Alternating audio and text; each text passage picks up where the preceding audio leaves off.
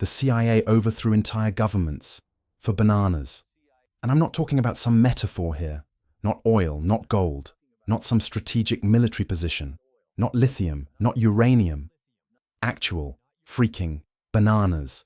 The yellow fruit you put in your cereal. That's what we're talking about. The year? 1954. The target? A democratically elected president in Guatemala. The crime? He wanted to buy back land from a fruit company. Yeah, you heard that right. A fruit company. Not a defense contractor. Not an oil conglomerate. A banana company. And the United States government, the leader of the free world, defender of democracy, decided that this could not stand. Picture this. Early 1900s.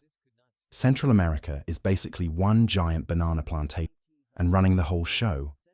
One company, the United Fruit Company. These guys didn't just sell bananas, they owned countries, literally. By the 1950s, United Fruit controlled 42% of Guatemala's arable land. But here's the thing, they were only using 15% of it. The rest just sitting there, empty, unused. Why? To keep competitors out, to control prices, classic monopoly tactics. But it gets better. They didn't just own land, they owned the railroads, all of them. The telecommunications network, every single line, the only viable international port. They even managed Guatemala's postal service. If you lived in Guatemala back then, you didn't work for your country. You worked for the banana company. The Guatemalans had a nickname for them.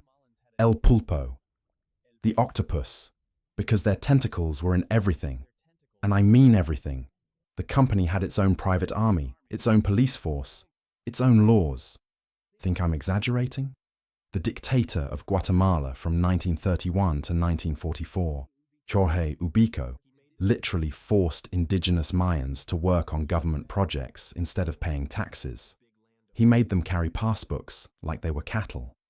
Used vagrancy laws to force them to work for big landowners. And Washington didn't care. As long as American investment was flourishing, the US looked the other way. United Fruit was making money hand over fist. Billions of dollars. And everything's going smoothly. But then, 1944 happens. A revolution. Ubico gets overthrown. And for the first time in Guatemala's history, they hold democratic elections. 1951, a guy named Jacobo Arbenz Guzman gets elected president. And this guy? He has the audacity, the absolute nerve, to think that maybe, just maybe, Guatemalans should own Guatemalan land. Crazy, right? Here's the situation Arbenz walked into. Only 2% of Guatemalans owned 72% of the arable land. The vast majority of people, landless, dirt poor, working on plantations they'd never own for wages they couldn't survive on. This wasn't capitalism. This was feudalism. Medieval-style economic slavery dressed up in a suit. So Arbenz does something radical. He introduces land reform. On June 17, 1952, the Guatemalan Congress passes Decree 900. The plan? Simple. Buy back unused land from big estates, anything over 600 acres that wasn't being cultivated, and redistribute it to landless peasants. Compensation? Sure. The government would pay landowners based on the value they declared on their tax forms. Fair, right? And it worked. Within 18 months, Decree 900 redistributed land from 1,700 estates to about 100,000 families. That's roughly 500,000 people, 1/6 of Guatemala's entire population, who suddenly had land to farm, land to feed their families, for the first time since the Spanish conquest in the 1500s. Indigenous people owned land again. Sounds like a success story, doesn't it? Well, there's a problem. United Fruit owned 550,000 acres in Guatemala. They were cultivating maybe 85,000 acres. The rest, just sitting there, fallow, useless. Under Decree 900, Guatemala could expropriate that unused land. And here's the kicker. Here's the part that made United Fruit absolutely lose their minds. Arbenz wanted to pay them based on the value United Fruit claimed the land was worth, on their taxes. See, United Fruit had been lying about the value of their land for decades to dodge taxes. They'd valued their Guatemalan holdings at around $1.2 million. So Guatemala said, "Cool, we'll buy it for $1.2 million. That's what you said it's worth, right?" United Fruit's response, "Actually, it's worth $16 million. Pay us that." Arbenz looked at them and basically said, "You don't get to lie on your taxes for 30 years and then demand we pay the real value. You made your bed. Lie in it." United Fruit did not like that answer. So United Fruit panics. They can't have this. A precedent like this? Other countries might get ideas. Costa Rica, Honduras, Panama. All those banana republics might think, hey, maybe we should own our own land too. Can't have that. So they do what any rational corporation would do when facing mild inconvenience. They call their lawyers. And who were their lawyers? Sullivan and Cromwell, one of the most powerful law firms in America. And who worked at Sullivan and Cromwell? Two brothers, John Foster Dulles and Allen Dulles. By 1953, John Foster Dulles was Secretary of State, the guy in charge of American foreign policy, the second most powerful man in the country after the president. His law firm, Sullivan and Cromwell, had represented United Fruit for 38 years. John Foster personally negotiated land deals for them in Guatemala in the 1930s. His brother, Allen Dulles, director of the CIA. Allen had also worked for Sullivan and Cromwell. He'd sat on United Fruit's board of directors. He owned shares in the company. Oh, and it gets better. Eisenhower's personal secretary, Ann Whitman. She was married to United Fruit's head of public relations, the Undersecretary of State, Walter Bedell Smith. He'd later become a director of United Fruit. You seeing a pattern here? These weren't neutral observers. These were people with money in the game. Lots of money. The Dulles brothers had a choice to make. Support democracy in Guatemala, a country trying to pull itself out of poverty, or protect a banana company's profit margins. Guess which one they picked? United Fruit wasn't stupid. They knew they couldn't just say, "We're mad because we're losing money." So they launched a propaganda campaign. They hired PR firms. They made films. They distributed reports to over 800 influential conservatives in Washington, claiming Arbenz was planning to seize the Panama Canal and turn Guatemala into a communist beachhead. The Panama Canal thing? Total fiction. But it worked. They painted Arbenz as a Soviet puppet, a communist dictator, a threat to American national security. Never mind that only 4,000 people out of 3 million in Guatemala were registered communists. Never mind that Arbenz's Communist Party had exactly 0 seats in his cabinet. Never mind that even the CIA's own intelligence reports admitted Arbenz's reforms stem from the US New Deal rather than from Soviet communism. So, the Secretary of State, John Foster Dulles, literally said in a State Department memo, and I quote, "We must realize that it will be impossible to produce evidence clearly tying the Guatemalan government to Moscow. The decision must be a political one." Let me translate that for you. We have 0 proof, but we're doing it anyway. This is documented. This is in the official record. They needed a villain, so they invented one. August 1953. President Dwight D. Eisenhower authorizes Operation PB Success. The objective, written in the official CIA documents, was to remove covertly and without bloodshed if possible the menace of the communist-controlled government of Guatemala. The budget? Between $5 and $7 million, about $60 million in today's money. Over 100 CIA agents assigned to the operation. And here's where it gets dark. The CIA created elimination manuals, actual instruction books on how to remove people, lists of Guatemalan officials to be disposed of if the coup were to be carried out. These were the CIA's first known elimination manuals and were reused in subsequent CIA actions. The State Department created a team of diplomats who would support PB Success. The plans included drawing up lists of people within Arbenz' government to be removed if the coup were to be carried out. Guatemala was the blueprint. The plan had multiple phases. Phase 1, psychological warfare. Convince the Guatemalan people and military that Arbenz was doomed. Phase 2, economic pressure. Cut off aid. Isolate Guatemala diplomatically. Phase 3, paramilitary action. Train and fund a liberation army.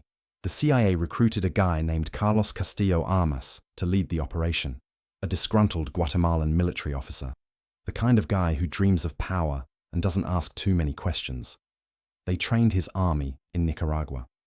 How many soldiers did this fearsome liberation force have? 150 men. That's it. 150 guys with rifles. Compare that to Guatemala's actual military. 7,000 trained soldiers loyal to Arbenz. On paper, this shouldn't have worked. Armas should have been crushed in about 20 minutes. But the CIA had a secret weapon. They were really, really good at lying. June 18th, 1954. Operation PB Success launches. Castillo Armas and his 150-man army cross the border from Honduras and immediately get their asses kicked. No, seriously. A Guatemalan garrison of 30 soldiers defeats 180 of Armas's men outside the town of Zacapa. It's not even close. Armas's invasion is failing. Hard. But here's where the CIA earns its paycheck. They set up a clandestine radio station. They start broadcasting fake news reports, making it sound like a massive rebel army is sweeping across the country. They jam Guatemalan radio signals, so nobody can verify what's actually happening. They hire American pilots to fly bombing runs over Guatemala City. But the planes can only carry small payloads because they're flying from Nicaragua. So what do? They fill the planes with dynamite and Molotov cocktails instead of real bombs. The goal isn't to destroy infrastructure. The goal is to make noise, create fear, make it seem like Guatemala is under full-scale assault. And it works. Arbenz hears explosions. He hears radio reports of rebel forces advancing. His own military officers, some of whom the CIA has already bribed, start telling him resistance is futile. Here's the thing. Arbenz could have won. His military outnumbered the rebels by thousands. He had popular support. He had the legal authority as the elected president. But the CIA convinced him, and everyone else, that he was facing an unstoppable force backed by the full might of the United States military. It was all smoke and mirrors. And Arbenz blinked. June 27th, 1954. 10 days after the invasion started, Arbenz resigns. He goes on the radio and gives a resignation speech. He says, and this is heartbreaking, "I took over the government with great faith in the democratic system. I still believe that this system is preferable to any other. But I have been forced to resign." He knew. He knew it was the United States. He knew it was the fruit company. But what could he do? Fight the most powerful country on earth. He fled to Mexico, then to Switzerland, then to Cuba. He spent the rest of his life in exile, drinking himself to death, knowing his dream of a democratic Guatemala died in 1954. Democracy? Gone. United Fruit. Back in business, July 8th, 1954. Carlos Castillo Armas becomes president of Guatemala. First order of business, repeal Decree 900. 1.5 million acres seized from peasants and returned to United Fruit and other big landowners. Second order of business, eliminate the opposition. Armas arrests over 9,000 Arbenz supporters. He brands them communists. He builds detention camps when the jails overflow. He creates something called the National Committee of Defense Against Communism. It has sweeping powers of arrest, detention, and deportation. Over the next few years, this committee investigates 70,000 people. That's 10% of Guatemala's adult population. The head of Armas's security forces, a guy named José Bernabe Linares. He'd been Ubico's secret police chief. His specialty? Brutal interrogation methods using electric shock and steel skull caps. Yeah, this is who the CIA put in charge. Armas outlaws all political parties except his own. He bans labor unions, over 500 of them destroyed overnight. He removes voting rights from anyone who can't read or write, which is 2/3 of the country. And the violence? It doesn't stop. At Finca Jocatan alone, a single plantation near Tiquisate, approximately 1,000 agricultural workers lost their lives at the hands of Armas's troops. People were summarily eliminated, forcibly disappeared, subjected to severe physical treatment, physically violated. In Guatemala City, unlicensed vans full of armed men kidnap people in broad daylight. Bodies are dumped from helicopters onto crowded stadiums to keep the population terrified. Ask about a disappeared loved one. They would silence you permanently. And Washington? Washington showers Armas with foreign aid, recognizes his government immediately, celebrates him as a hero of democracy. Secretary of State John Foster Dulles declares that Guatemala has been saved from communist imperialism. The overthrow, he says, has added a new and glorious chapter to the already great tradition of the American states. Glorious. Tell that to the families of the disappeared. Armas gets eliminated in 1957, shot by one of his own palace guards. But the damage is done, the pattern is set. Guatemala descends into a 36-year civil war, 1960 to 1996. The military dictatorship the CIA installed. It sparks an insurgency. Leftist guerrilla groups form. The government responds with overwhelming force, not against the guerrillas, against civilians. The Guatemalan military decides that indigenous Mayan villages are harboring rebels, so they implement a scorched earth policy. Over 600 villages burned to the ground, entire communities wiped out. The UN would later document the tragedy. Over 200,000 people were eliminated or forcibly disappeared. 83% of them were indigenous Maya. The most brutal period, 1980 to 1983. A 3-year campaign of systematic elimination, large-scale operations, mass graves, severe treatment of prisoners, systematic violence against women. The UN Commission for Historical Clarification concluded that 93% of human rights violations were carried out by government forces. Government forces backed by the United States. The Reagan administration alone increased aid to Guatemala from $11 million to $104 million during the height of these operations. And the United Fruit Company, oh, they're fine. In 1984, they rebranded, changed their name, new marketing, fresh start. You might know them as Chiquita Bananas. Yeah, that cute little blue sticker on your banana at the grocery store. That cheerful mascot. That company has a body count of 200,000. The CIA looked at Guatemala and thought, hey, that worked pretty well. So they did it again. Iran, 1953. Overthrew Prime Minister Mossadegh for oil. Chile, 1973. Overthrew Salvador Allende for copper. Nicaragua, Congo, Dominican Republic, Brazil. The Guatemala playbook became standard operating procedure. Fake propaganda? Check. Bribing military officers? Check. Psychological warfare? Check. Plausible deniability? Check. It worked in Guatemala. Why not everywhere else? The kicker. In 1999, 45 years later, President Clinton apologized. He said, support for military forces or intelligence units which engaged in violent and widespread repression of the kind described in the report, was wrong. And in 2011, 57 years after the coup, a US official finally apologized directly to Guatemala. 57 years. 200,000 lives lost. For bananas. So here's the thing you need to understand. This isn't ancient history. This isn't some relic from a bygone era. People who survived this tragedy are still alive. Families are still looking for the bodies of their disappeared relatives. Guatemala is still dealing with the aftermath of what the CIA did. And the next time you're at the grocery store picking up a 29-cent banana, just remember, somebody, somewhere, lost their life for that. The United States overthrew a democracy, installed a dictator, and enabled a humanitarian catastrophe. For fruit, if this story blew your mind, you're gonna want to see what we cover next. Because this is just the beginning.